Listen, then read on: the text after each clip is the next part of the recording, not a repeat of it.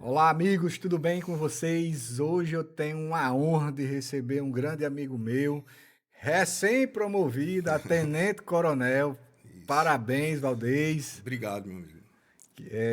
Que bom que você pôde vir hoje para a gente conversar sobre alguns temas, sobre alguns assuntos. De antemão, parabenizar pela promoção e também, Valdez, queria, para quem não te conhece, gostaria que você se apresentasse aí para a nossa audiência. Primeiramente, obrigado pelo convite, né? A gente está sempre à disposição. Obrigado também pelas felicitações. A promoção foi algo muito importante, faz parte do curso natural da nossa carreira, mas veio num momento muito importante para mim, né? E isso me dá mais responsabilidade. Nesse momento, eu me encontro comandando o 6º Batalhão de Polícia Militar, que é o batalhão sediado aqui em Caicó e que coordena o policiamento de 8 cidades. E como pessoa, né, eu sou pai de 2 filhas e tenho muito orgulho das minhas origens, né, dos meus pais, Flávia e Auxiliadora. Tenho feito o melhor que eu posso pela população seridoense em relação a planejamento de segurança pública e tenho formação acadêmica, né, em administração pública, um mestrado pela Universidade Federal do Rio Grande do Norte, né? Além disso, sou especializado em operações especiais e operações rurais com ênfase no combate ao novo cangaço, domínio de cidades, né? Isso é o meu percurso aí na Polícia Militar e a gente vem dando aulas, vem elaborando novas tendências, novas estratégias para ocorrências complexas, né? Baseado nessa origem de operações especiais, combate ao novo cangaço, e isso tudo se transformou numa coisa mais complexa hoje em dia. Então, é para onde nós estamos caminhando na Polícia Militar e na vida pessoal também. Show. Já que você tocou no assunto aí, né? Eu vejo, né, tanto nas suas postagens, tanto nos blogs, você ministrando cursos, né, de gestão de crise, de assalto a bancos. Isso. E assim, se eu não me engano, o Ministério da Justiça te contratou para você rodar o Brasil todo ministrando curso. Fala mais a respeito sobre esse assunto aí. Cleiton, a gente pesquisa isso desde 2014. Em 2015 eu escrevi os primeiros artigos e em 2019 eu fiz uma dissertação, né, sobre o tema de planos de defesa. Então a gente pega uma teoria dos jogos, né? A gente pega um planejamento estratégico situacional de Carlos Matos, que é um planejamento para administração pública, utiliza umas metodologias como Design Science Research e as ferramentas de Design Sprint para criar uma ferramenta que, que faça gestão de crises complexas. Então, gerenciamento de crises existe desde os anos 70, a escola do FBI criou, e é uma doutrina já consolidada no Brasil, nas polícias, que é você utilizar ferramentas para resolver uma ocorrência que não se resolve com a tropa normal que está de serviço. Então a gente precisa de BOP, de helicóptero, de negociador, de autoridades conversando e autorizando ações. E o que a gente fez foi adaptar tudo isso a ocorrências ainda maiores, como grandes assaltos a banco, a bases de valores, que a gente chama de domínio de cidade, né? Onde os bandidos investem 15 milhões, 20 milhões para fazer um assalto. Chegam 60, 70, 80 bandidos com mais de 20 carros para fechar uma cidade, como aconteceu em Campinas 2 vezes, em São Paulo. Em 2015 a gente tem um assalto que 60 bandidos foram lá, levaram mais de 100 milhões. A gente tem diversos exemplos como esses. E o que, que o Estado pode fazer quando o Estado Democrático de Direito é derrubado, né? De que forma a gente pode agir? Ir para cima já se provou que não é viável. Então a gente desenvolveu um planejamento integrado com todas as instituições públicas e da sociedade civil organizada para fazer uma imensa rede de colaboração para na primeira hora a gente fazer diversas ações para o público entender melhor. A quadrilha chega, invade a cidade, no mesmo momento a gente aciona um plano de defesa que tem diversas ações, dentre elas lançamento de drones, disponibilização de câmeras em tempo real para a polícia militar, identificação das características daquela quadrilha, porque a gente teremos uma linha de investigação, coleta e produção de provas em tempo real, com todas as instituições participando dentro das suas atribuições legais. Isso é treinado exaustivamente antes dos assaltos, colocado em prática após, durante, né? E após os assaltos, a gente faz uma preservação do local de crime robusta, integrada com o Ministério Público, com o ITEP, com a Polícia Civil e a Polícia Militar. Mas existem casos que, na primeira hora de assalto, a polícia já conseguiu o primeiro mandado de busca, apreensão e prisão, por conta dessa coleta tão rápida de informações. Então, é complexo, mas quando a gente coloca em prática, se torna uma coisa simples e possível de fazer em qualquer lugar. Por isso, é científico, né? Então, a gente vai na 8ª edição aqui, no Rio Grande do Norte, temos coordenado, né, junto com a nossa equipe aí, esses cursos, e o Ministério da Justiça me contratou, assim como outros especialistas do Brasil, que são de diversas forças, né? Nós temos da PRF, da PF, da Polícia Militar de Alagoas, da Polícia Militar do Piauí, do Mato Grosso do Sul. São pessoas que estudam esse tema, que ajudaram a escrever, a desenvolver, que colocaram em prática, provaram que funciona, a ponto do Ministério da Justiça, em 2022, né, nos questionar acerca do projeto e aceitar a proposta e formar esse curso. O primeiro curso foi feito aqui em Natal, no Rio Grande do Norte, e agora todos os estados do Brasil serão capacitados, e nós estamos na iniciativa, né? No mês que vem eu viajo para Imperatriz, no Maranhão, no outro mês para Belém do Pará, e ainda tem algumas outras viagens esse ano, ainda para o Rio Grande do Sul, Santa Catarina e Sergipe, né? Para capacitar o Estado, não é a polícia, né? E aqui nós estamos capacitando também as regiões. Até o final do ano que vem, os 167 municípios do Rio Grande do Norte estarão com seus planos de defesa em vista preservar vidas, otimizar recursos, coletar e confeccionar provas, né? Evitar o confronto, quebrar planejamento das grandes quadrilhas de assalto, invasão de presídio e facções criminosas. É, pelo que eu tô vendo, tipo, é bem robusto todo o planejamento. Você disse que já teve em 8 estados, não é isso? A meta é todos os estados de todo o Brasil, não é Todos os isso? estados do Brasil. Isso. Até quando isso? Tem uma previsibilidade? O Ministério da Justiça quer capacitar os estados no período de 4 anos, né? Nós já estamos completando o primeiro ano e ainda nesse primeiro ano nós iremos fechar 8 estados agora. Do meio do ano para lá a gente já faz mais 4. Então nós iremos fechar 12 estados em 1 ano e meio. E aí acredito que com mais 2 anos a gente consiga fazer todos os estados do Brasil. A questão é que depois que a gente passa pelo estado, o estado começa a aplicar isso de forma regional, como nós estamos fazendo aqui no RN. E aí várias cidades começam a fazer seus planos e seus simulados. E eles nos chamam também para coordenar. Os simulados. Isso. Então, o que ocorreu no Maranhão? A gente fez uma primeira edição pelo Ministério da Justiça e já é a terceira vez que eu vou para lá para ajudá-los a coordenar cursos e simulados. Eu estive agora no curso de patrulhamento em área rural só para caveiras, né, do BOP. Depois estive lá novamente no curso de gerenciamento de crises, para a gente simular uma crise complexa dentro de um presídio, né? Começou com uma invasão ao presídio e terminou com uma revolta dentro do presídio. E tudo isso os alunos tendo que gerenciar. E agora estamos indo novamente à Imperatriz para promover o curso e fazer o simulado de um assalto à base de valores lá, né? Para que o Estado treine para essas ocorrências complexas. Então, quanto mais a gente doutrinar e mais for praticado, mais chance tem de dar certo, né? E da gente ir espantando e diminuindo esses assaltos, né? A gente estuda para resolver um problema até que outro não apareça. Entendi. Na sua fala aí, se eu não me engano, você falou sobre a questão dos caveira, não é Sim. isso? E na sua formação também você é caveira, não é isso? Isso. Me fala e me explica aí para uma pessoa ignorante Sim, sim. que não entende da instituição o que é um caveira. Ser caveira é fazer o curso de operações especiais. Não existe atalho para ser caveira. O indivíduo ele tem que ir para o curso de operações especiais e formar.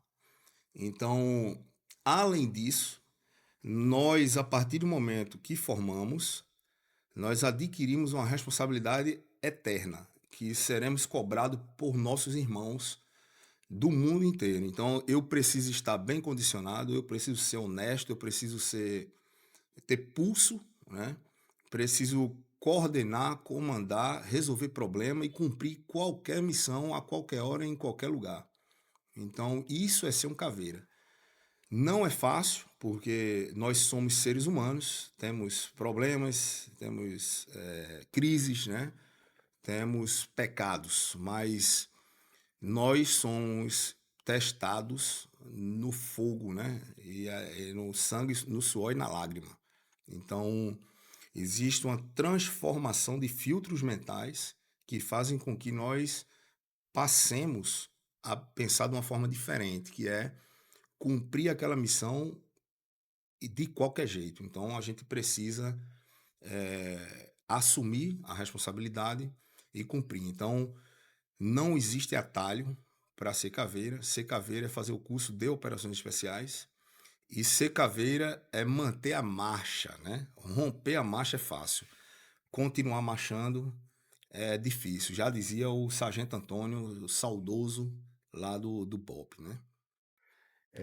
Quanto tempo leva para se formar um caveira?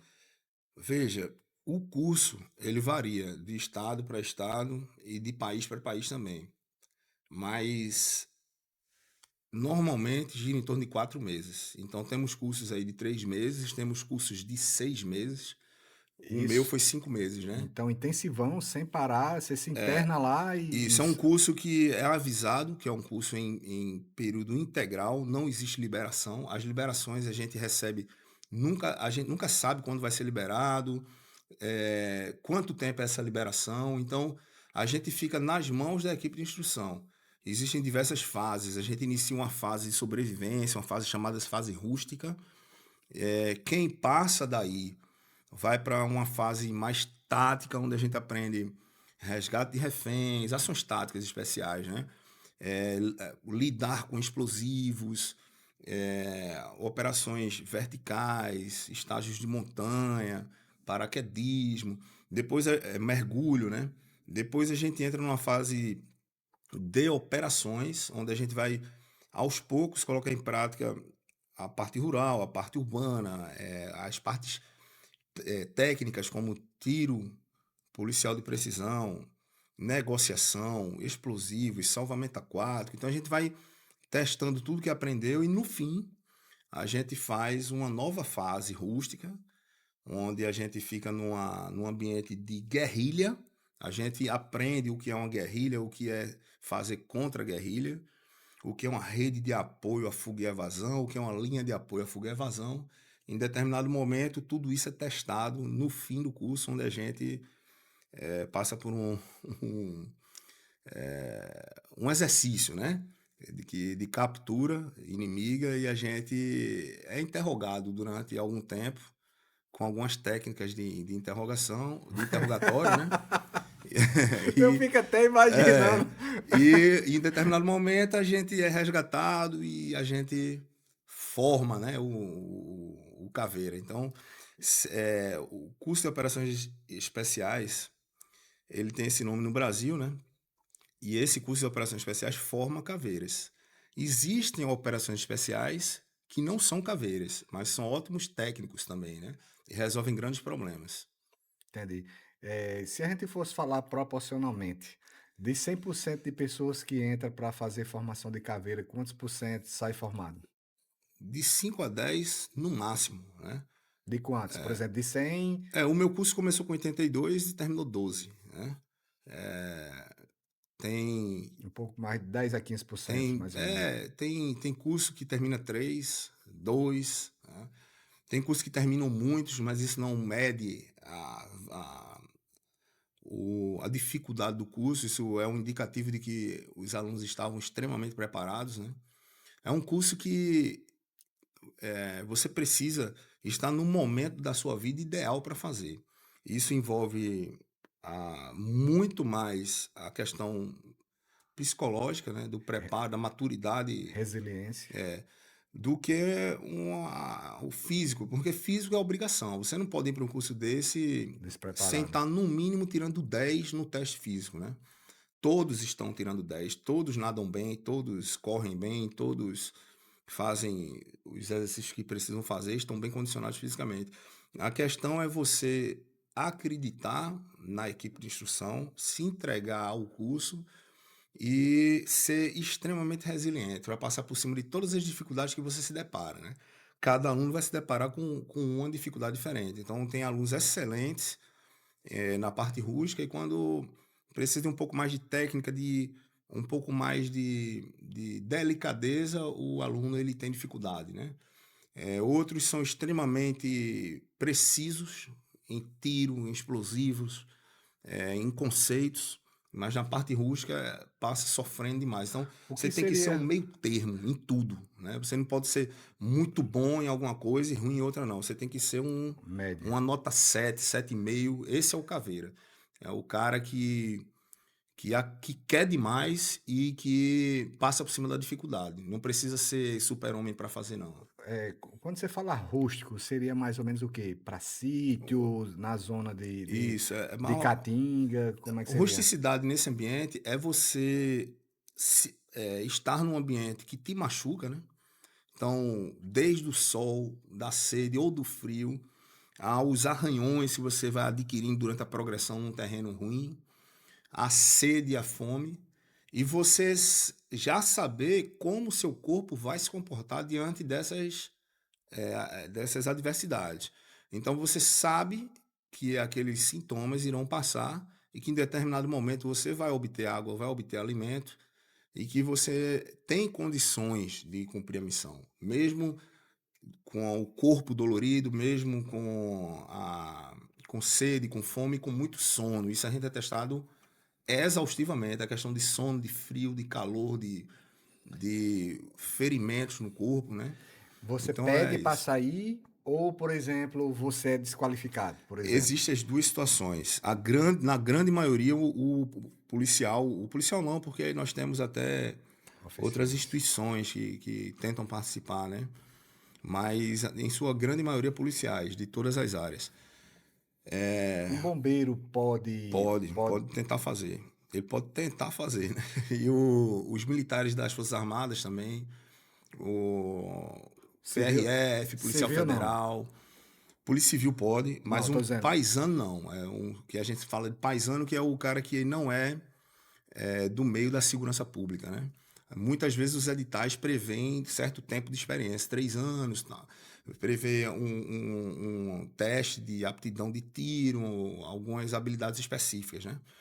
E o curso ele envolve muitas áreas. A gente vê tudo que existe na Polícia Militar, todas as modalidades de policiamento, e ainda vê muita coisa da parte de bombeiro, de investigação, de inteligência, de infiltração e exfiltração, que é a parte de guerrilha contra guerrilha é a questão de você atuar quando o Estado Democrático de Direito não existe mais, né? Então a gente é treinado para isso também, para atuar de forma irregular, como a gente chama, né? É necessário que tenham pessoas capacitadas nisso, porque a gente não sabe em que hora a gente vai precisar reagir a uma ofensa inesperada, né? A gente não sabe, nunca sabe. Tá aí alguns exemplos que a gente tem visto no mundo inteiro, né? Entendi. Deve ser bem sigiloso essa questão do que acontece lá para a formação de um caveira. Teria algo que você pudesse comentar que não comprometesse ou que você para a gente ter noção da extremidade de dificuldade que poderia ser um negócio desse? Você me falou Existe. em morrer e viver, que a gente morre e vive lá.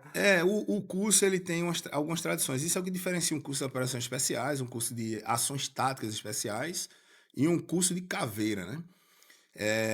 Você pode fazer um curso que te capacita a fazer tudo que um caveira faz, mas de uma forma diferente, né? Com menos rusticidade. Existem algumas tradições dentro do curso de operações especiais que a gente fala, né, de batismo, né? De da gente fazer uma transição de uniforme, que tem toda uma mística por trás disso aí, de no dia de finados, a gente homenagear nossos mortos, né? Quem tá vendo e é caveira sabe do que eu tô falando. E de um nascimento, né, do caveira, que é um parto muito dolorido, que acontece no fim do curso. Isso é uma fase do curso que a gente não pode falar assim, até porque eu tiraria o prazer de Estraga a um surpresa. candidato, né, de se deparar com essas situações. Mas são essas situações que diferem um curso que capacita um ótimo operador, como o curso de ações táticas especiais, das diversas forças que a gente tem por aí, inclusive o CAT aqui do Rio Grande do Norte, que eu também fiz, né? Bacana. Além do curso de operações táticas da Polícia Federal, tem a PRF também tem seu curso, algumas polícias civis também têm seus cursos, mas quem quiser ostentar uma caveira, precisa passar por essas tradições. Então, ser caveira também é uma irmandade, também é uma irmandade. Então, nós temos tradições que devem ser respeitadas, e sem elas o curso não é completo, infelizmente. Entendeu? Então, por isso que eu digo, para você ser caveira, você tem que fazer o curso de operações especiais e não tem atalho, não tem como você fazer um outro curso e depois se transformar num caveiro, porque você não passou pelo quadradinho das tradições, né?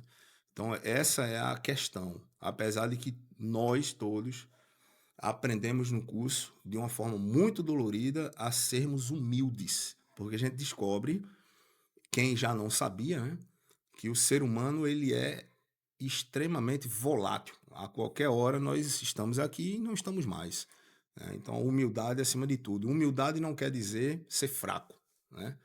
Então, uma coisa que eu sempre falo, eu escuto, dialogo, mas não pise no meu calo, porque aí você invade uma área e passa a me desrespeitar. E aí eu vou rebater, né? Eu vou ser reativo e vou mostrar que eu também tenho poder e força para Combater. combater. Isso se aplica a qualquer área da minha vida, inclusive a profissional. Então, quem desrespeita recebe a resposta na mesma hora. Mas isso não é deixar de ser humilde, né? Humildade é ser pobre de espírito, né? Bacana.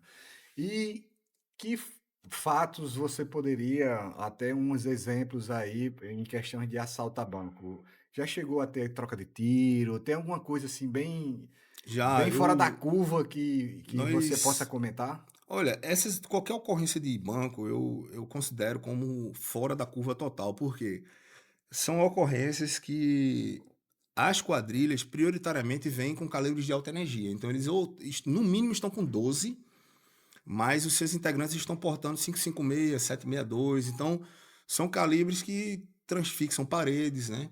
Que atingem mais de 1 quilômetro de distância. Então, a polícia, que nas madrugadas, não está preparada para receber esse tipo de ação, né? Tantas pessoas com tantos fuzis. E nem é ninguém vai para uma guerra desnecessariamente. Então, eu não vou colocar policiais e a população numa troca de tiro de uma forma desnecessária. A gente não precisa entrar no combate se a intenção é prender. A gente pode prender de uma forma mais qualificada. A gente, na polícia, principalmente quem trabalha no interior, muitos já se depararam com um assalto a banco, já tiveram que combater ou foram surpreendidos. E quando nós estávamos no BOP, era nosso papel ir para esse tipo de ocorrência. Então, me deparei sim, fui para ocorrências planejadas, que aí tinha uma interceptação que nós iríamos fazer, uma busca e captura, um mandado de prisão. Mas aí a gente pegou a quadrilha reagiu, a gente teve que conter a injusta agressão, né? E também fomos para operações que não eram planejadas. Então, existia o boato de que ia ter um assalto. A gente se deslocou de Natal para o interior e a gente foi surpreendido.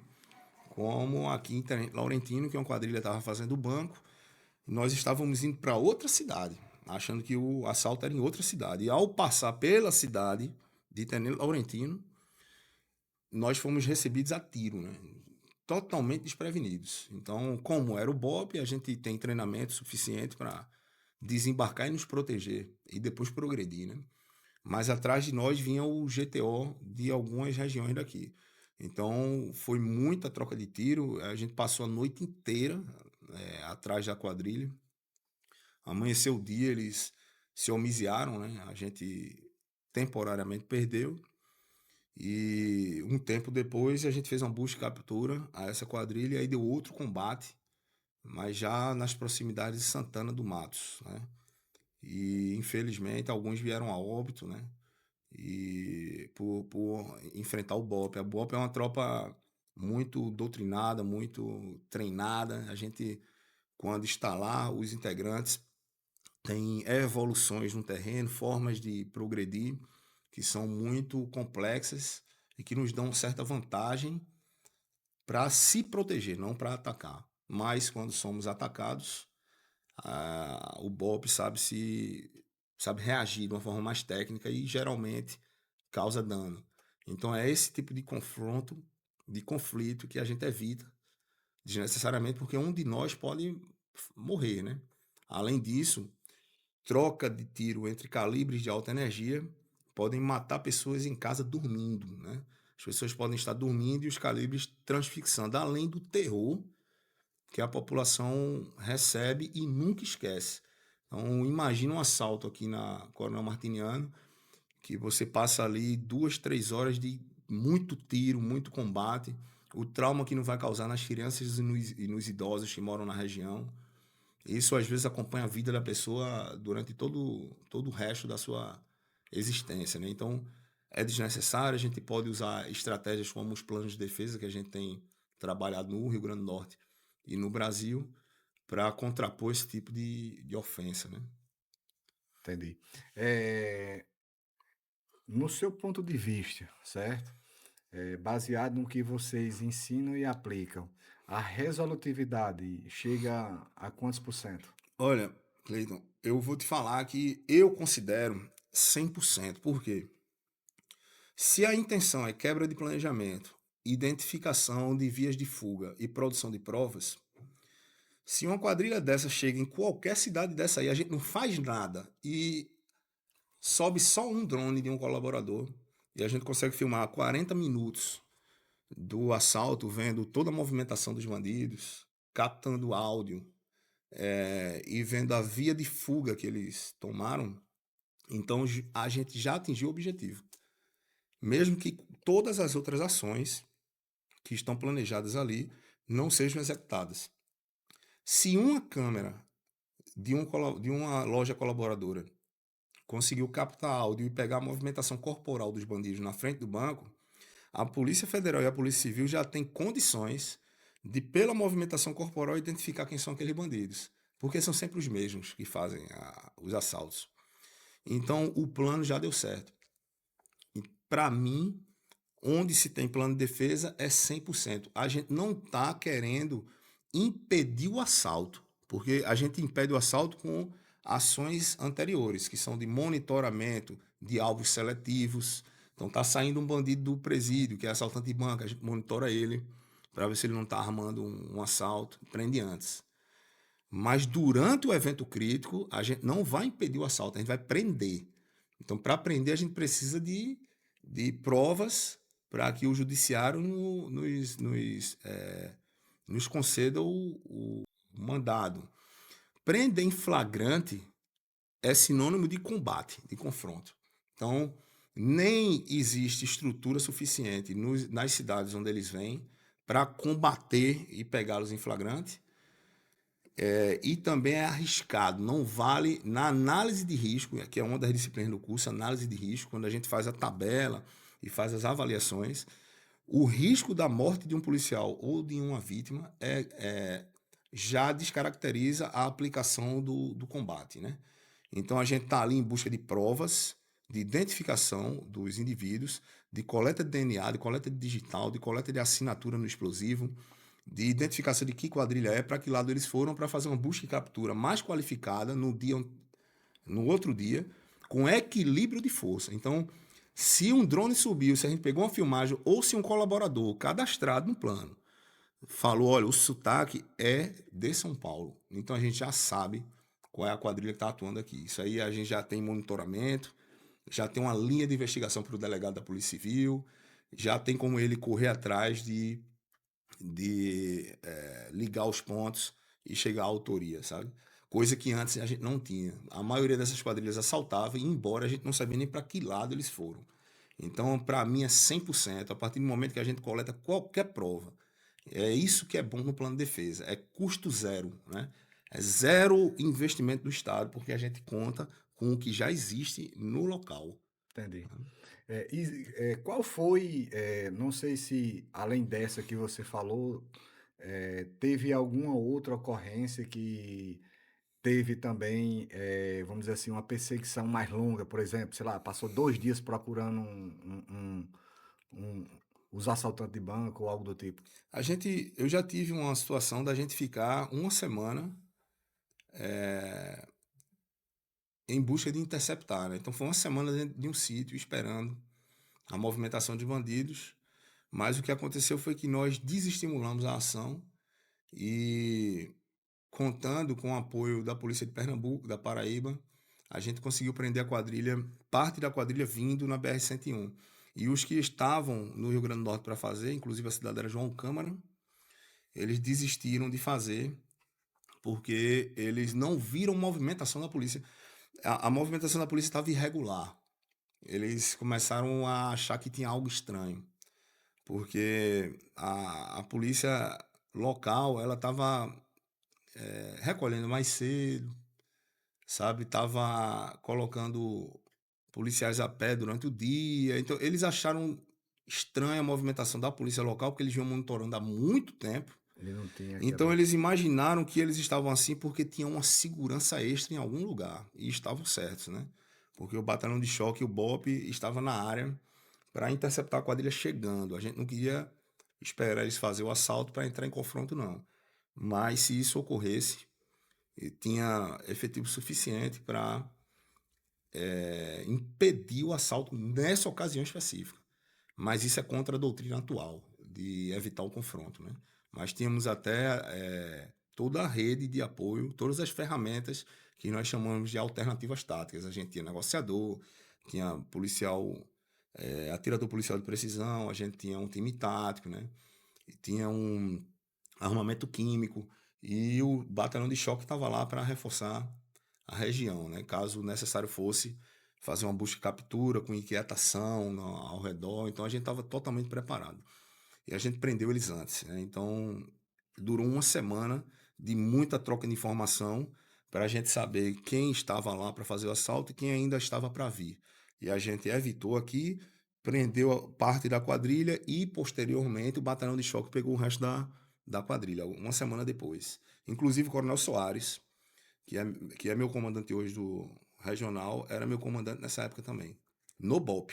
Ele era meu comandante no BOP nessa época. A gente fazia parte de uma força-tarefa que unia a Polícia Civil, o Ministério Público e Judiciário, o BOP e a Delegacia da Polícia Civil especializada em crimes contra as instituições financeiras. Né? Bacana. Meu amigo, aqui tem papo para a gente conversar a noite É, toda, mas estamos indo aí por finalmente. Queria saber, Valdez, se teria algo mais que você gostaria de compartilhar conosco. eu tô Algum projeto, alguma coisa só que. agradecer, né, ao convite novamente, agradecer a Deus pela saúde, né, de me manter são e continuar trabalhando aqui. Dizer que é uma honra muito grande comandar o 6º Batalhão, um batalhão gigante, com muitos problemas, por ser tão grande, né? Mas que a gente tem dado aí muito resultado, né? A Rádio Patrulha do 6º Batalhão tem batido todos os recordes aí no Rio Grande do Norte. A gente tem prendido mais foragido aqui do que foragidos, né? Aqui nas 8 cidades do que os batalhões de Natal que lidam com isso o tempo todo. Então, nesses últimos 6 meses, a gente vai bater mais de 50 foragidos capturados, né? Então estamos aí nos antecipando aos crimes. É, eu preciso dizer à população, a todos que possam estar vendo o vídeo que a Polícia Militar ela não cessa o trabalho. Trabalha o tempo todo da melhor forma possível, com informações, a gente tem uma inteligência robusta no batalhão e a gente faz tudo o que é possível fazer para manter a segurança do cidadão seridoense. A violência ela está escalonando, mas nós estamos passando à frente. A gente está controlando e desenvolvendo soluções para frear a violência aqui na nossa área. Apesar do nosso país ser um país extremamente caracterizado por um país violento, né? A gente tem índices aqui de guerra dele, que são maiores do que todas as guerras que estão acontecendo no mundo aí. Mas aqui na nossa região a gente está muito bem e isso eu atesto, garanto Os números estão aí para e comprovar. também não, como eu falei, né? A gente às vezes até reage. As críticas à polícia militar elas são culturais no Brasil, né? Porque somos nós que estamos ali em qualquer lugar. É a única instituição, a única, que está em qualquer lugar do Brasil. Você pode fazer o teste e ligar para todas as instituições da sua cidade. Ligue para todas. A única que você vai ligar e vai receber uma resposta é a Polícia Militar. É a única que você vai ligar e a viatura vai chegar na sua casa. Pode chegar atrasado, pode chegar deficiente, mas ela vai chegar. Então a Polícia Militar ela está em todos os ambientes. E por estar em todos os ambientes, é mais vista e também é mais criticada. Mas nós já estamos acostumados com isso e o trabalho não para. Isso aí é uma garantia que nós damos e principalmente com apoio irrestrito do nosso comandante-geral, que é o Coronel Larico, do secretário, que é o Coronel Araújo, que os dois eles não param de trabalhar também, e os investimentos recentes provenientes do governo, né? Nós temos novos soldados, novas viaturas, então eu não gosto, eu digo muito que eu não permaneço em ambiente com carga negativa. Então, se eu identifico alguém que reclama da profissão que tem, eu saio de perto porque eu sei que eu não vou mudar aquele indivíduo. Então, eu não admito porque eu fiz 14 concursos para a Polícia Militar até conseguir passar e eu amo o que eu faço. Então, aos subordinados e superiores também que sejam negativos ou que critiquem a própria profissão, que critiquem bem longe de mim, né? Que se façam, levem essa negatividade e essa forma de viver para longe das pessoas que querem evoluir, querem fazer a polícia melhorar. Então, é o recado que eu deixo para todos os policiais que trabalham comigo e para a sociedade, principalmente a sociedade seridoense, que é a quem hoje a gente está tomando conta, né? E qual o recado que você deixaria aí? Eu queria que você olhasse para aquela câmera ali e deixasse aí Sim. para os jovens que pensam em andar errado. O jovem que anda errado, ele vai ter uma eterna juventude, né? A eterna juventude, porque ele não vai passar da juventude. Isso é estatístico. É estatístico. Não existe futuro para bandido. Você procura um bandido com 40 anos de idade aí, não tem, entendeu? Simplesmente não tem. Você procure um modinha desse com um colazinho de ouro, com moto, carro importado, que se vê em clipes, que a juventude tanto gosta. Se isso existe mesmo na vida real, quando existe, é uma tremenda exceção. Nós temos 200 milhões de habitantes no Brasil e eu quero que você me aponte quantos vivem essa vida que não é nem uma vida legal de se viver, uma vida extremamente voltada para o material. Me aponte quantos chegaram aí única e exclusivamente por conta de bandidagem, né? A gente precisa estudar e trabalhar. Remédio de pobre é livro. É como dizia a minha mãe. Remédio de pobre é livro. E acabou. Não é droga, nem crime, né? Então a mensagem que eu deixo para a juventude. E sempre é tempo de recomeçar. Não existe idade, nem classe social, nem cor de pele, nem gênero. Você tem a condição de rebobinar a fita, né? E iniciar uma nova vida a qualquer hora e a qualquer momento. Show de bola, Valdez. Coronel Valdez. Muito obrigado, amigo. Vamos em Te frente. desejo aí uma jornada excepcional, que Jesus abençoe sua jornada, te Deus proteja, abençoe. sua família, certo? E a sua profissão. Bem, pessoal, espero que vocês tenham gostado aí desse bate-papo. Pelo menos eu aprendi muito agora o que é caveira. Deu até vontade de fazer. Se eu Dá pudesse certo, né? fazer, Se você fizer, a gente tá lá esperando você para educar para você, ver, né? pra ver se você é arrochado mesmo, né? Aí eu não divido os meninos dos homens. Mas é isso aí, pessoal. Você não tem Instagram, né? Não, não tenho não. Tem O não, low né? profile. Mas é isso aí, pessoal. Espero que vocês tenham gostado e até a próxima, se Deus quiser.